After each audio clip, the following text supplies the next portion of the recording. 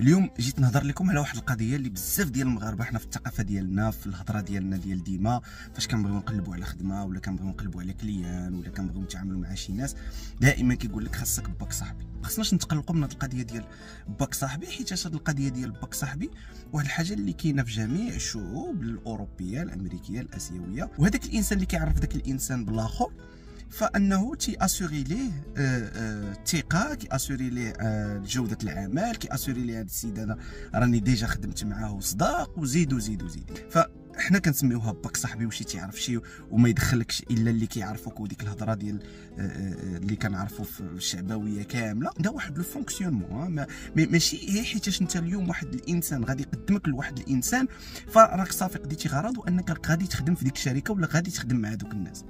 يعني انا واحد النهار جا واحد الانسان هزني وقال لي سير خدم مع هذا السيد راني هضرت لك معاه، بزاف الناس غادي يشوفوها باك صاحبي وحقها والمساواه وديك الهضره، لا، ولكن داك الانسان حيتاش هو الصديق ديالو بغى يسوجيري ليه شي واحد اللي هو انا اللي غادي ندير ليه خدمه زوينه واللي غيقدر يثيق فيا وزيد وزيد.